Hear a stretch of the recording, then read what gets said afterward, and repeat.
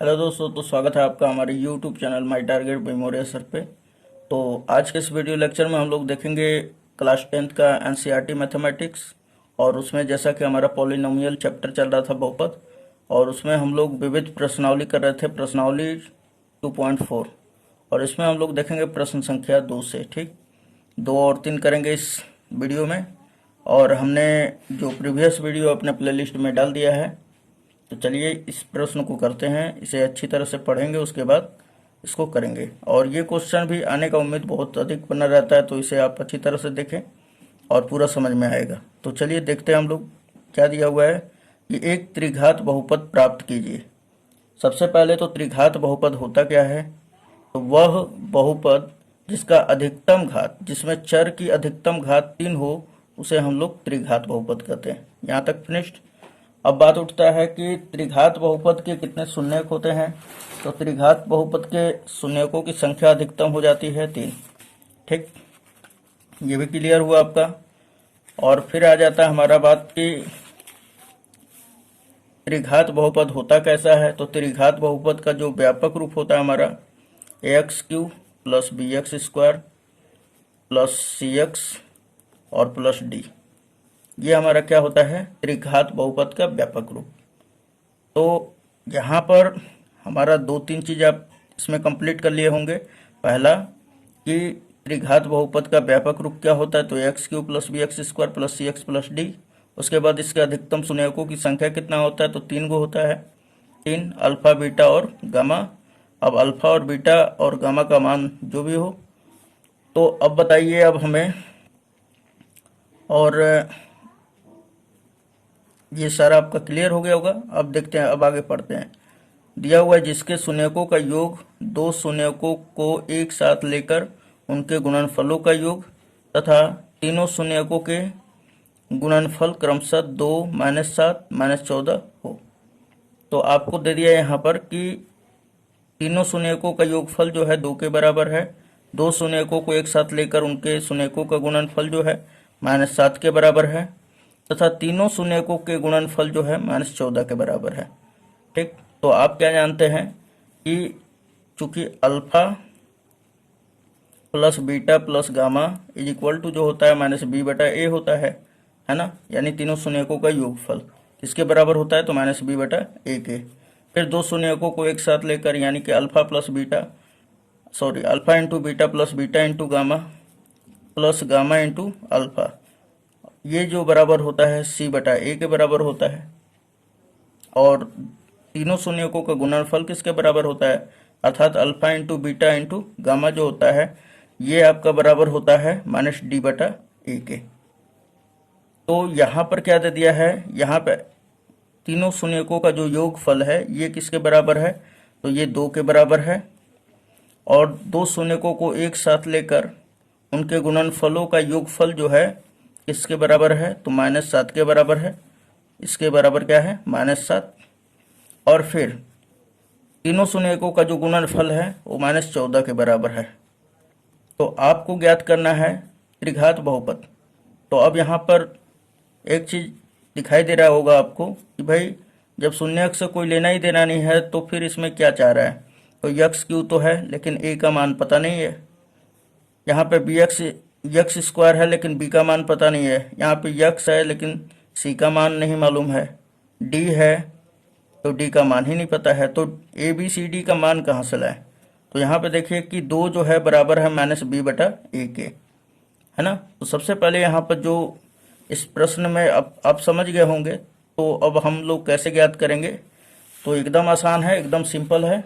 तो इसको जैसे प्रश्न बन सकता है, और इसका सॉल्यूशन कैसे आप बोर्ड में करेंगे या कहीं हल करना होगा तो फिर कैसे करेंगे, तो इसके लिए देखिए ये इस प्रकार बनेगा। तो सबसे पहले हम लोगों को क्या ज्ञात करना है, तो यहाँ पर लिखेंगे कि चूंकि त्रिघात बहुपद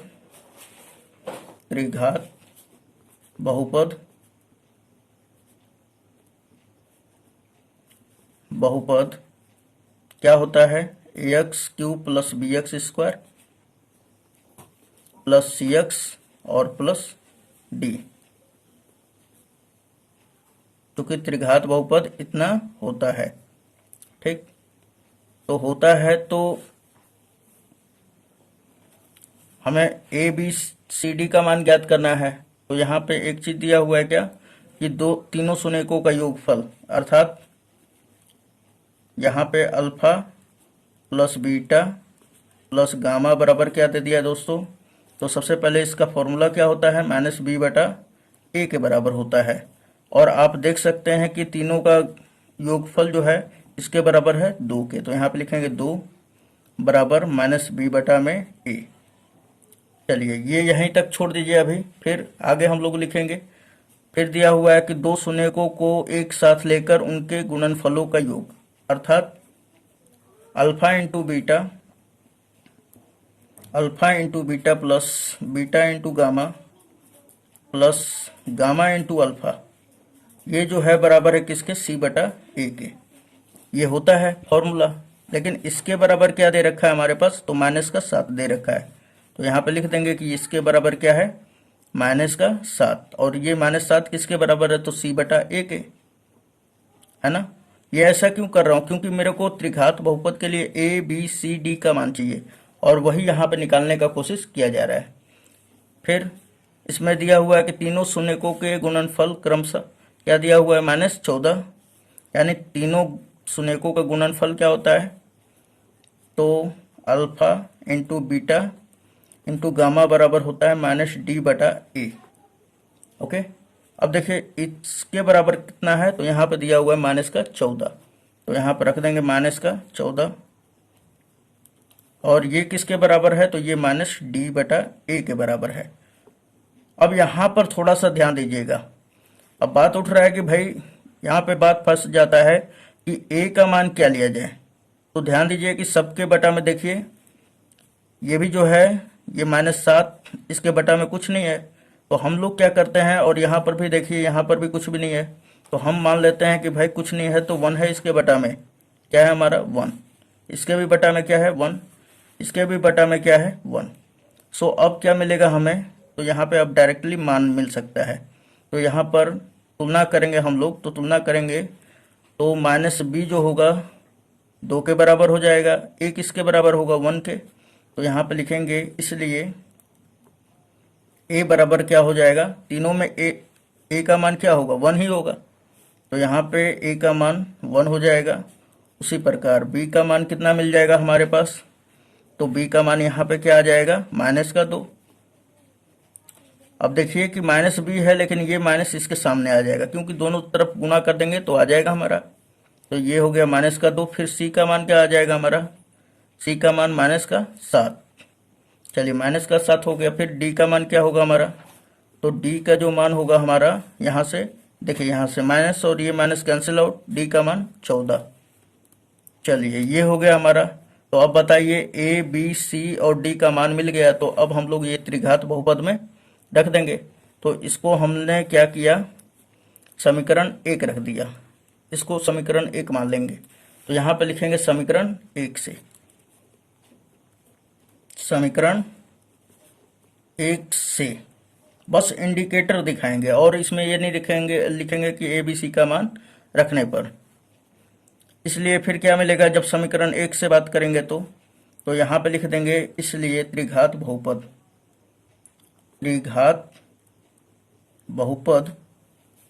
क्या हमारा मिल जाएगा, तो त्रिघात बहुपद तो क्रमशः क्या मिला था हमें, ax³ प्लस bx² और प्लस cx प्लस d। अब a का मान क्या है, 1 है, तो यहाँ पर रखेंगे 1। उसके बाद क्या है, x³ है तो x³ लिख दीजिए, ठीक, प्लस bx²। b का मान कितना है दोस्तों, तो -2, यहाँ पे रखें -2। अब फिर क्या है, x² है, फिर प्लस c का मान क्या है हमारा, तो -7। चलिए माइनस हमको ब्रैकेट में लिख देंगे, क्योंकि माइनस है इसलिए ब्रैकेट में लिखा जाता है x। उसके बाद फिर प्लस d का मान क्या है, तो 14, यहाँ पर रख दीजिए 14। उसके बाद 1 का मल्टीप्लाई x³ में करेंगे तो क्या हो जाएगा हमारा x³। फिर उसके बाद ये माइनस और ये प्लस क्या हो जाएगा, -2x²। उसके बाद ये माइनस ये प्लस क्या हो जाएगा, -7x। और उसके बाद फिर प्लस 14। और यही क्या हो जाएगा हमारा त्रिघात बहुपद हो जाएगा। ओके, तो उम्मीद है ये समझ में आपको आ गया होगा। यदि वीडियो पसंद आ रहा है तो प्लीज़ इस वीडियो को लाइक ज़रूर कर दें, और चैनल पर नए हैं तो सब्सक्राइब कर लीजिए, ताकि आपका बोर्ड एग्जाम से रिलेटेड जितना भी वीडियो डाला जाएगा आप तक इसका नोटिफिकेशन मिल जाएगा सबसे पहले। तो चलिए क्वेश्चन नंबर 3 करते हैं अब। चलिए क्वेश्चन नंबर तीसरा हमारा दिया हुआ है कि यदि बहुपद x cube minus 3x square plus x plus 1 के शून्यक a minus B A plus B हो तो a और b ज्ञात कीजिए। इसमें हम लोगों को क्या क्या दे दिया है, तो हमारा बहुपद दिया हुआ है सबसे पहले, उसके बाद शून्यक भी दे दिए हैं, है ना। तो इसमें हम लोगों को ज्ञात करना है a और b का मान, कि भाई a और b का मान क्या होगा। ठीक, तो यहाँ पर देखिए थोड़ा सा आप ध्यान दीजिएगा कि यक्स क्यू, तो हम इसे क्या लिख सकते हैं, तो सबसे पहले कि इसमें ए बी सी का मान ज्ञात करेंगे। ठीक, ए बी सी का मान क्यों ज्ञात करेंगे, क्योंकि इसका रिलेशन बनाने के लिए, यानी कि ए माइनस बी और ए प्लस बी, इन सभी का रिलेशन बनाने के लिए सबसे पहले क्या करना पड़ेगा कि शून्यक हमें, यानी कि ए और बी सी का मान ज्ञात होना चाहिए। कहने का मतलब है कि अगर मैं बहुपद इसको मान लूँ, इसकी जो है तुलना मैं कर दूं A x cube plus B x square और plus C X plus D से, तो फिर क्या मिलेगा यहाँ पर कि यक्स क्यू तो यक्स क्यू के समान होगा, तो ए का मान क्या होगा, तो यक्स क्यू में एक का गुणा होता है। ठीक, कुछ नहीं है तो एक आपको मान लेना है, तो ए का मान यहाँ पे क्या आ जाएगा, 1 आ जाएगा। बी का मान क्या आ जाएगा, यक्स स्क्वायर के साथ किसका गुणा है, तो -3 का, यहाँ पे प्लस है, यहाँ पे माइनस रहेगा तो आपको माइनस लेना है, प्लस है तो प्लस लेना है। तो b का मान क्या आ जाएगा हमारे पास, -3, फिर c का मान आ जाएगा 1, और इसी प्रकार d का मान कितना आ जाएगा, 1। तो अब आप बता सकते हो कि भाई a, b और c तथा d का मान हमारा इस प्रकार आ गया है। तो अब हम लोग लगाएंगे कि alpha plus beta plus gamma बराबर क्या होता है, तो आपको पता, अभी बताया हमने कि -b/a के बराबर होता है ना। तो इसको कैपिटल B कर लेंगे और इसको भी कैपिटल A कर लेंगे, क्योंकि यहाँ पर जो शून्यक है a minus B a plus B दिया हुआ है। तो यहाँ पे सिंपली आप रख देंगे तीनों शून्यकों को, और आपका आ जाएगा ए बी सी का मान, सॉरी ए बी का मान आ जाएगा। ठीक, रिलेशन बन जाएगा, a का मान आएगा, फिर b का भी निकाल लेंगे। तो आइए इसको कर लेते हैं आसानी पूर्वक। तो यहाँ पे हम लिख देंगे कि x cube minus 3x square plus x plus 1 का तुलना capital A x cube plus B x square plus C x और प्लस डी से करने पर, यहाँ पे लिख देंगे से करने पर। ओके, ये लिखने के बाद दोस्तों अब क्या करेंगे कि यहाँ से a का मान निकाल लेंगे, है ना। तो a का मान आ जाएगा हमारा 1, और b का मान आ जाएगा हमारा -3, और c का मान आ जाएगा 1। इसी प्रकार d का भी मान कितना आ जाएगा, 1 ही आ जाएगा, है ना। चलिए अब हमारा फॉर्मूला क्या हो जाता है, तो भाई यहाँ पे ए बी का मान निकालना है, और तीनों शून्यक हमें दे दिया है। तो यहाँ पे लिख देंगे कि तथा शून्यक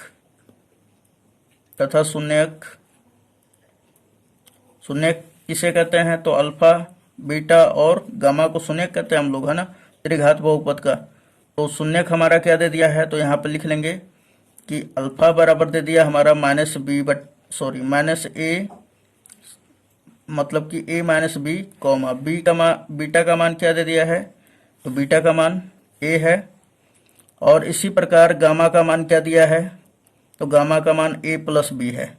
ओके, इतना कंप्लीट हो गया होगा आपका। अब चलिए हम लोगों को ए बी का मान ज्ञात करना है, तो उसके लिए क्या करते हैं कि रिलेशन बिल्ड करते हैं। रिलेशन कैसे बिल्ड होगा, तो यहाँ पे तीनों शून्यकों का योगफल अर्थात अल्फा यहाँ पे लिख देंगे कि चूंकि alpha plus beta plus gamma जो है ये किसके बराबर होता है दोस्तों, तो ये होता है हमारे -b/a के बराबर होता है। तो यहाँ पर चूंकि हम a कैपिटल ये है, b भी, तो यहाँ पे हम इसे कैपिटल कर लेंगे, यानी कि b/a हो जाएगा। ठीक, तो अब चलिए यहाँ पर कि सबसे पहले अल्फा का मान रखेंगे। अल्फा का मान क्या है, a माइनस बी। तो चलिए यहाँ पे रख दे रहे हैं हम ब्रैकेट में a माइनस बी। उसके बाद बीटा, यहाँ पे प्लस है तो प्लस दे देंगे। बीटा का मान क्या है, a है। उसके बाद गामा का मान क्या है, तो a प्लस बी है, ये भी ब्रैकेट में लिख ले रहे हैं। उसके बाद फिर बराबर b का मान क्या है, तो माइनस का 3 है यहाँ पर, ठीक। माइनस का 3 है तो यहाँ पे देखिए पहले भी माइनस है और b का भी मान क्या है, माइनस का 3 है। उसके बाद a का मान क्या है, तो 1, तो बटा में 1 लिख लेंगे। उसके बाद अब देखिए यहाँ पर कि ये सब प्लस है तो कोई दिक्कत नहीं है, ये प्लस में है, ये माइनस में कट जाएगा। फिर देखिए यहाँ पे कि a और a, 3 गो a है तो ये मिलके क्या हो जाएगा, 3a इज इक्वल टू, यहाँ पे ये माइनस माइनस क्या हो जाएगा, प्लस, यानी 3 बचेगा। ये 3 गुणा में इधर जाएगा तो भाग में, इसलिए a बराबर क्या हो जाएगा, 3 बटा में 3 कट के क्या देगा, 1, यानी कि a का मान क्या आ गया हमारा, तो a का मान आ गया 1 के बराबर है। अब हमें b का भी मान ज्ञात करना है। तो चूंकि हमारा क्या होता है कि यहाँ पे लिख दे रहा हूँ मैं अच्छी तरह से कि चूंकि तीनों शून्यकों का गुणनफल किसके बराबर होता है, तो alpha into beta into gamma बराबर माइनस डी बटा ए के बराबर होगा, ठीक। क्योंकि कैपिटल मैं इसलिए लिख रहा हूँ क्योंकि यहाँ पे ए बी सी डी का मान कैपिटल ही लिया गया है ना। चलिए ए का अल्फा का मान बताइए, तो अल्फा का मान क्या है हमारा, तो अल्फा का मान a माइनस बी है, तो यहाँ पे लिख लेते हैं a माइनस बी। और बीटा का मान क्या है हमारा, a है। चलिए अब हम लोग बीटा का मान रखते हैं। बीटा का मान क्या है, तो दोस्तों बीटा का मान a है। यहाँ पे देख सकते हैं आप कि बीटा का मान क्या है, a है। तो यहाँ पे हमने रख दिया बीटा का मान a। फिर गामा का मान क्या हमारा, a प्लस बी, तो यहाँ पर रख देंगे a प्लस बी। और ये किसके बराबर है, माइनस डी बटा ए के। तो डी का मान क्या है, तो डी का मान हमारा 1 है। तो यहाँ पर पहले माइनस, यहाँ पे है सिंबल इसलिए माइनस दे दिया हमने। फिर डी का मान 1 और ए का भी मान क्या है हमारा, 1 है। चलिए अब क्या करते हैं हम लोग कि ये और ये a माइनस बी है, ये a प्लस बी है, तो क्या हो जाएगा हमारा a square minus B square. फिर n2 में क्या है हमारा a इज इक्वल टू, अब देखिए ये क्या बचा, केवल -1। अब यहाँ पर रख लेते हैं हम a का मान। तो a का मान रखेंगे तो क्या आ जाएगा हमारा, तो a का मान रखते हैं 1 का स्क्वायर फिर माइनस, क्योंकि a का मान हम क्या ज्ञात किए हैं, 1।